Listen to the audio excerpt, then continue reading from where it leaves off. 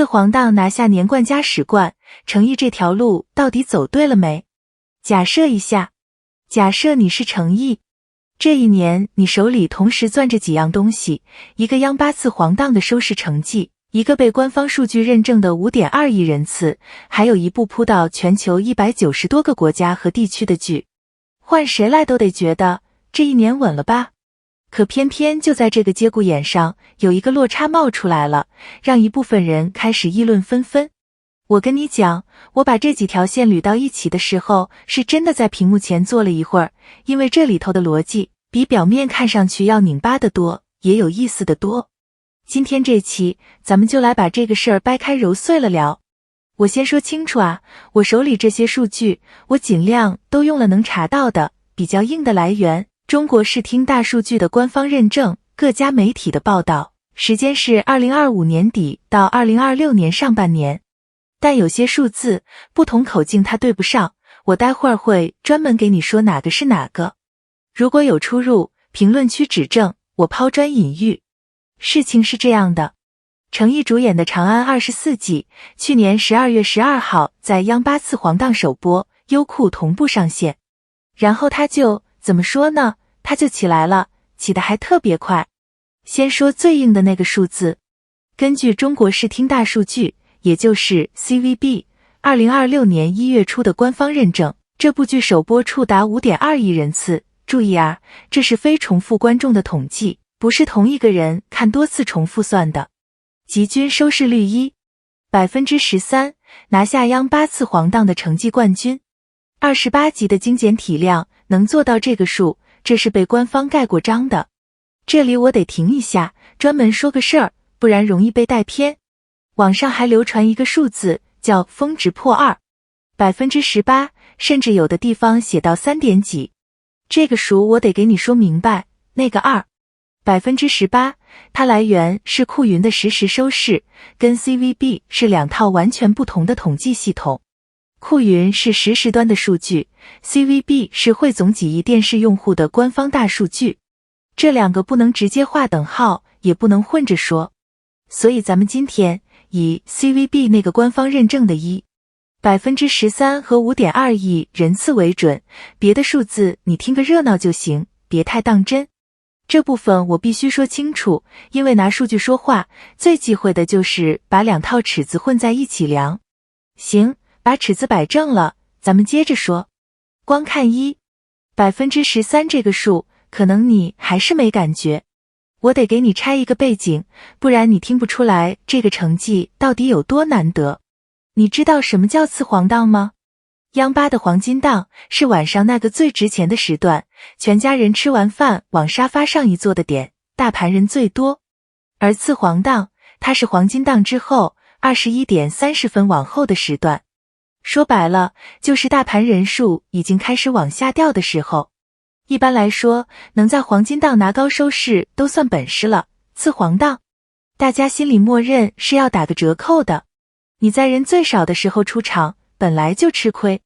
而且还有一层，古装剧在央八播，历来有个不太好听的说法，叫古装剧在央八收视率都差。央八的基本盘观众画像偏向中老年，偏向正剧和主旋律，古装权谋这种类型，在这个平台上一直被认为是不占便宜的。所以你把这两层叠在一起看，一部古装权谋剧在央八还是再次黄档，这是什么概念？这相当于你不在主场打，还自己背了2个 debuff 上场，结果你不光赢了，还赢成了那个时段的成绩冠军。这就是为什么我说那个13%的分量比一串小数点看上去重得多。它不是赢在顺风局，它是逆风翻盘。那这个成绩凭什么？我寻思了一下，得分两半说，缺一半都立不住。一半是项目本身真的下了血本。这部戏2位导演李磊和林峰都是动作导演出身，整个片子是按院线大片的标准在拍。有看过的评论说，他那个风雪戏像战戏，质感拉满，用手机小屏幕看都觉得是浪费，得上大屏才对得起这个画面。编剧双城是 TVB 高级编剧出身，所以剧里那股子香港武侠江湖的悲怆味儿特别浓，有人甚至联想到当年东邪西毒那种气质。这是项目的底子，是真金白银砸出来的质感。但另一半，你得有人能把这个底子扛起来啊。说起这个，我突然想到，一部电影化的权谋大戏，最怕的就是画面是大片，男主是空架子。服化道在顶级，男主撑不住，整部戏就泄气了。诚意这个 level 的发挥，恰恰是把这个高质量项目真正落地的那个关键。火候刚刚好，食材好，厨子也好，这道菜才能端得上桌，留得住人。一部戏能从次黄到逆风扛成成绩冠军，男主的扛剧能力是绕不过去的那个变量。好，这是国内的盘。接着说出海，这部戏还干了一件事，它在 Netflix 上铺到了全球190多个国家和地区。Netflix 官方页面上确实能查到这部剧，主演挂的就是程毅。网上有一种说法，说它是第一部真正实现全球同步上线的国剧。这个第一部的说法我得保留一下，我没找到特别权威的口径去坐实这个首部，所以咱们就不咬死它是不是史上第一，但全球190多国同步上线这个事实，分量已经足够重了。国剧出海这件事，难就难在哪儿？难在你在国内火，不代表你能翻过那道文化的墙。多少剧在国内是顶流，出去就没声了，水土不服。但据报道，长安24季出去之后，东南亚那边的粉丝是自发组织线上线下应援的，硬是把这部剧在本地给推出了圈。你想想看，这不是平台花钱买的流量，是观众自己愿意替你吆喝，自己掏时间掏精力去安利，这种自来水的含金量跟刷出来的数据完全是两码事。说到这个，我得多说一句，现在大家张口闭口都在聊国剧出海，可真正能站到 Netflix 全球货架上，还能让海外观众自发应援的中剧，掰着手指头数都数不出几部。程毅能站在这一步的 C 位，这本身就是一种实打实的国际号召力。这一步走的是大旗，他和这个项目看到的格局是很多人还没看到的。那么问题来了，收视的官方认证 5.2 亿人次，出海的盘子，这些都摆在这儿了。可就在这个时候，有一个话题被推到了台面上，引来不少讨论。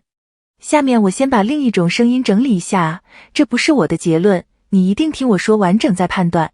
这事儿跟金鹰奖有关，咱们先把时间线捋清楚，因为这一点特别容易被人带节奏。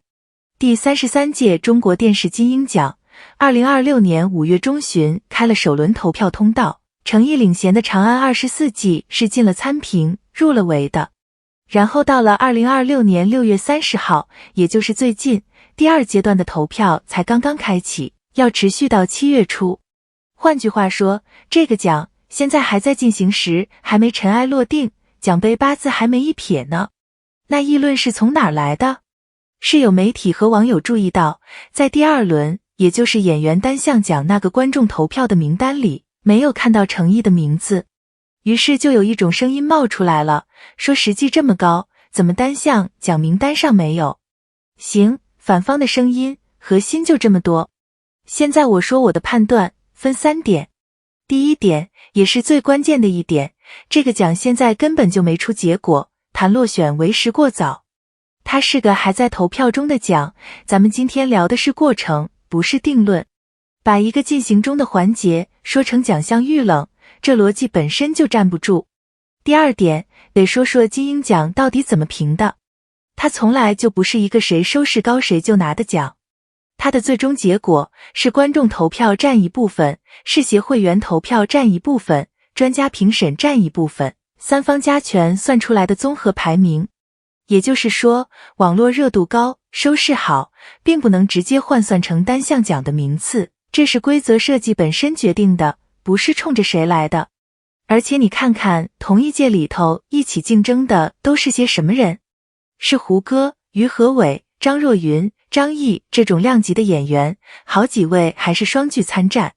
这是一个极其拥挤、神仙打架的赛道，竞争环境是客观摆在那儿的，懂行的都知道，这种局面真不是某一个演员个人能左右的。一个名字在某一个环节的某一份名单上没出现，跟这个演员的实力中间隔着108000里，根本不能划等号。第3点，也是我更想说的，奖项是一套评价体系，收视和市场是另一套。你说哪个更诚实？ 5.2 亿人次是5.2亿次真实的，用遥控器投出来的选择。这个数字里头没有人情，没有平衡，没有论资排辈，没有任何加权公式，它就是观众用手告诉你一句话，我愿意看它。所以你要问我，这个所谓的落差要紧吗？我觉得它说明的不是诚意的问题，恰恰说明了奖项机制和市场实际本来就是两套逻辑，两个剧本。一个演员能被市场这么大规模地真金白银的选择，这件事本身的分量不会比任何一座奖杯轻。至于奖结果还没出，咱们大可以耐心点等，时间会替他把账算清楚。好，把国内、出海、奖项这3块拼到一起，我说说我整体的判断。程毅现在站的这个位置特别有意思，一边他是那种能实打实扛剧的演员，一部接一部的大热剧，收视、热度、出海他都接得住，扛得起；另一边是那套讲究节奏、讲究加权、讲究综合平衡的评价体系，那个体系有他自己的脾气和周期。这两条线眼下看着像是没完全对齐，甚至有点拧。但你要是拉长了看呢？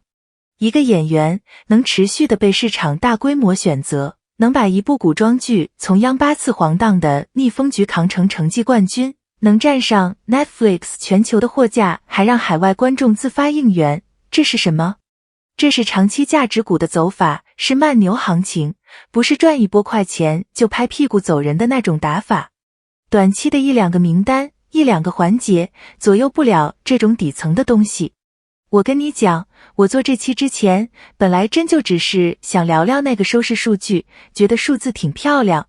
结果越查越觉得，这里头藏的远不止一组好看的数字，是一个演员在用一步一步的作品，一点一点地把市场对他的判断往上抬，把那道天花板往上顶。这种事急不来，但你能清清楚楚地看到它正在发生。不过这件事其实还有一面我特意留着没说，准备放到下期。因为程毅这一年还干过一手特别商业、特别值得拆的操作，一人分饰，把自己变成了选角谈判桌上和宣发盘子里的一张筹码，甚至带出了溢价这个概念。这个演员作为筹码的经济学角度，我翻了一圈，发现一直没人好好聊过。下期咱们就专门拆这个那个被所有人忽略掉的细节，懂它的人会懂。咱们下期见。